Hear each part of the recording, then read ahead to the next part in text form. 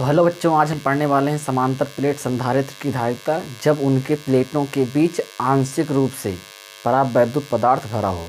इसके पहले वाले वीडियो में हमने समांतर प्लेट संधारित्र की धारिता का सूत्र C=ε0A/d का निगमन कराया है। आज हम पढ़ने वाले हैं उन्हीं संधारित्र के प्लेटों के बीच अगर आंशिक मतलब बहुत थोड़ा कम, मतलब पूरा ना भरा हो, थोड़ा कम, अगर कोई पदार्थ जैसे मान लीजिए प्लास्टिक, मोम, कांच वगैरह भर दिया जाए जिसे हम परावैद्युत पदार्थ कहते हैं, तो उनमें धारिता क्या होगी। अगर आप वीडियो को लास्ट तक देखेंगे तो आपको एक टॉपिक बिल्कुल आसानी से आने लगेगा। चलिए शुरू करते हैं। तो माना, पहले सुनो ध्यान से, एक क्या मानना है, समांतर प्लेट संधारित्र। एक ले लिया हमने समांतर प्लेट संधारित्र।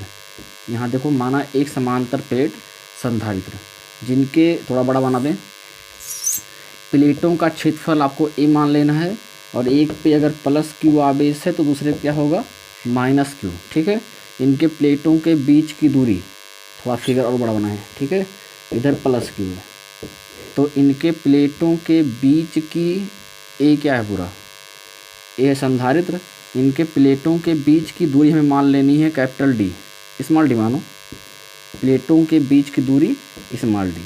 अब इनके प्लेटों के बीच में देखो क्या बोला है, समांतर प्लेट संधारित्र की धारिता, लेकिन जब उनके प्लेटों के बीच आंशिक मतलब थोड़ा सा क्या भरा हो, परावैद्युत पदार्थ। मान लो इनके बीच में टी चौड़ाई है, क्या मान लेते हैं, टी चौड़ाई। इसकी चौड़ाई कितनी है, देखो टोटल चौड़ाई कितनी है, डी, और इसमें से टी चौड़ाई का क्या भरा है, परावैद्युत पदार्थ।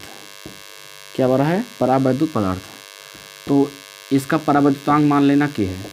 तो बताओ टोटल अगर टी दूरी थी उसमें टोटल कितना था, डी दूरी, डी में से टी चौड़ाई का क्या भरा है, परावैद्युत पदार्थ। तो अब बताओ, अगर हम पूछें हवा वाली दूरी कितनी है, वायु वाली, देखो ये माध्यम हो गया तो यहाँ क्या भरी है, यहाँ वायु है और इधर भी वायु बची ना।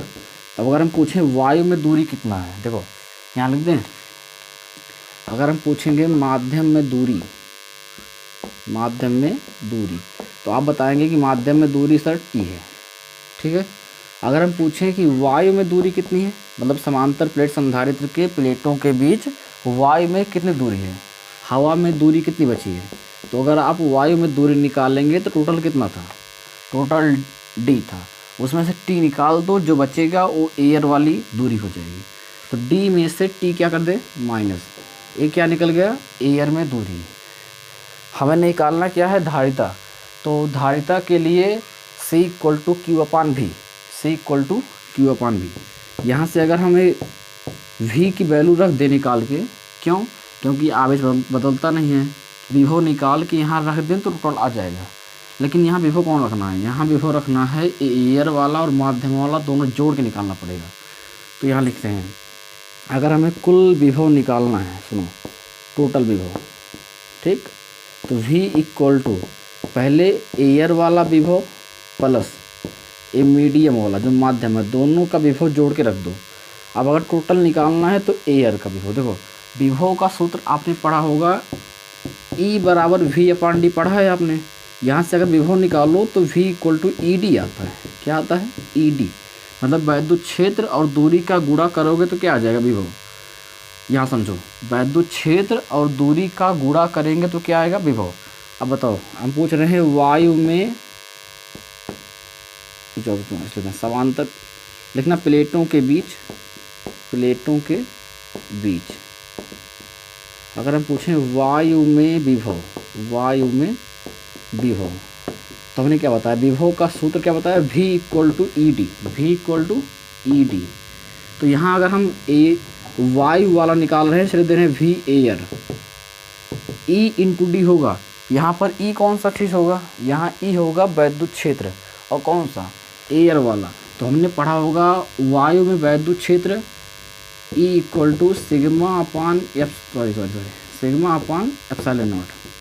ये कब होता है, जब वायु होती है तो, और अगर आप सिग्मा के स्थान में मान रखते हो तो Q/A बन जाता है, ठीक है। तो अगर आप सुन सकते हो, हम क्या बता रहे हैं, हम बताए थे कि प्लेटों के बीच वैद्युत क्षेत्र E = σ/ε0 होता है। यहाँ सिग्मा के स्थान पे Q बाई ए होता है। तो अगर इसको हम बदलते हैं तो फार्मूला E बन जाता है, यहाँ मान रखते हैं तो सिग्मा के स्थान पे क्या आएगा Q अपान ए और नीचे क्या रहेगा एप्सिलॉन नॉट। तो ये वैद्युत क्षेत्र होता है अगर प्लेटों समांतर प्लेट संधारित्र के प्लेटों के बीच अगर दो प्लेटें हैं उनके बीच क्षेत्र इतना होता है।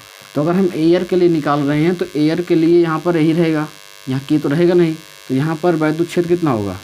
सुनो सूत्र क्या लगाए हम, V equal to E D, V equal to E D, और हमें ई का मान चाहिए। ई कौन सा रहेगा, एयर वाला, ध्यान रखना। और दूरी कौन सा रहेगा, ई रहेगा डी रहेगा। यहाँ दूरी एयर में दूरी कितनी है, तो वायु में दूरी है डी माइनस के टी। ए लाइन आ रही है, फिर समझो विभव बराबर वैद्युत क्षेत्र गुणे दूरी। तो वैद्युत विभव निकालना है, वैद्युत क्षेत्र यहाँ एयर वाली रहेगी क्योंकि एयर में निकाल रहे हैं। दूरी कौन सा रहा, तो हवा में दूरी कितनी थी, डी माइनस टी, तो डी माइनस टी रहेगी। सुनो देखो फिर यहाँ कितना आ जाएगा अगर हमें निकालना है तो वी एयर अगर आप निकालोगे, चलो डाटा भी रखते हैं यहाँ, ठीक है निकाल देंगे, ठीक है। अगला देखो प्लेटों के बीच अगर हम पूछें माध्यम में विभव, तो देखो सुनो यहाँ पर भी क्या आएगा, भी यहाँ मीडियम निकालेंगे और भी मीडियम के लिए मतलब माध्यम वाला, माध्यम के लिए यहाँ पर ई होगा और फिर दूरी, तो माध्यम में दूरी कितना है, माध्यम में दूरी टी है, ठीक है। लेकिन ध्यान रखना यहाँ वैद्युत क्षेत्र कौन सा लगेगा, यहाँ एयर वाला, यहाँ कौन सा माध्यम वाला, लिख दें। चलो ई जो वैद्युत क्षेत्र रहेगा वो एयर वाला रहेगा, ए कौन सा रहेगा, मीडियम वाला, ठीक।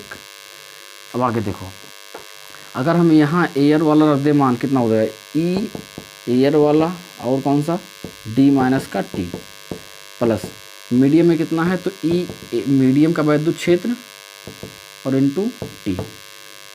अगर आप हमसे पूछा बताओ ई इक्वल टू क्या बताए थे, और क्यू अपान में ए एप्सिलॉन नॉट, ठीक है। यहाँ से अगर हम बताएं तो ई इक्वल टू एयर के लिए कितना होगा, एयर के लिए ही तो होगा क्यू अपान में कितना ए एप्सिलॉन नॉट, इधर क्या लिखा है डी माइनस का टी प्लस मीडियम के लिए, माध्यम के लिए भैया यहाँ पर के लग जाता है, पता होगा परावर्तनांक माध्यम में के, तो यहाँ पर कितना आएगा, यहाँ पर आ जाएगा Q A epsilon not into के, बगल क्या लिखा है टी, दोनों में से कुछ कॉमन निकलेगा तो कॉमन निकाल लो, क्यू अपान में ए एप्सिलॉन नॉट, बचा क्या, यहाँ बचा डी माइनस का टी, यहाँ प्लस में बचा क्या, यहाँ बचेगा सिर्फ कितना टी, और नीचे क्या बचा है के, देखो। उसके बाद अब देखो सुनो ये निकल गया हमारा विभव। अगर विभव निकाल लिए तो हमें निकालना क्या है, निकालना था मुझे क्या भैया बताओ, धारिता। तो धारिता के लिए सूत्र होता है C equal to Q by we.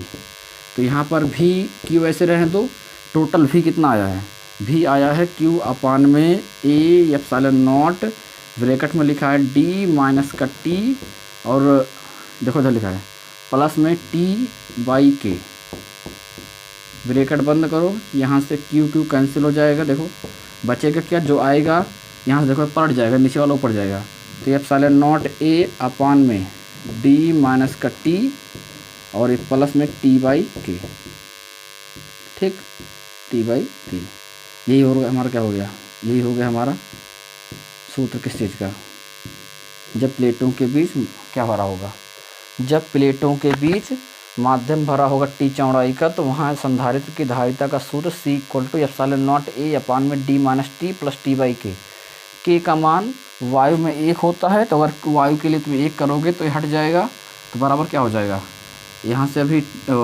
T cancel हो जाएगा, तो कितना हो जाएगा epsilon naught A upon D, जो पहले पड़े थे वायु के लिए।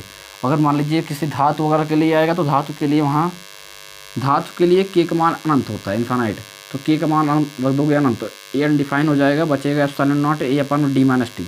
वो सब करने की ज़रूरत नहीं है। अगर एग्जाम में तुम्हारे पूछ लिया कि समांतर प्लेट संधारित्र की धारिता जब उनके प्लेटों के बीच आंशिक रूप से परावैद्युत पदार्थ भरा है, तो आपको फिगर बना देना है वाला, और क्या लिखना है, माना एक समांतर प्लेट संधारित्र जिनके प्लेटों का क्षेत्रफल ए और इनके बीच की दूरी स्मॉल डी है, इसके भीतर टी चौड़ाई का के परावैद्युतांक का एक परावैद्युत पदार्थ भरा हुआ है। तो इसकी लिख लेना यहाँ पर कि माध्यम में दूरी, प्लेटों के बीच माध्यम में दूरी टी है और वायु में दूरी डी माइनस टी है। प्लेटों के बीच अगर वायु में विभव निकालोगे तो विभव के लिए V बराबर E इंटू डी, तो यहाँ एयर में विभव इंटू एयर में वैद्युत क्षेत्र इंटू एयर में दूरी। तो यहाँ पर वैसे मान लीजिए माध्यम में निकालोगे तो माध्यम के लिए माध्यम में विभव निकालना है, तो माध्यम का वैद्युत क्षेत्र, माध्यम की दूरी। अब कुल विभव निकालना है तो V इक्वल टू एयर वाला मीडियम वाला जोड़ दो। एयर में कितना है तो E एयर वाला और D माइनस टी, और मीडियम वाला कितना है तो E मीडियम इंटू टी। इनमें से अगर तुम वैद्युत क्षेत्र का मान रखोगे एयर के लिए, तो एयर के लिए क्या होता है Q अपान में A एप्सिलॉन नॉट। और माध्यम में कितना होता है तो माध्यम में होता है वहीं अगल बगल में क्या लग जाता है, बगल में K लग जाएगा, बस बगल T रहेगा। कॉमन निकालो, सॉल्व करो, बस आ जाएगा। यहाँ से V निकल गया, मान रख दो। तो आई होप आप समझ गए होंगे। मिलते हैं नेक्स्ट वीडियो में, धन्यवाद।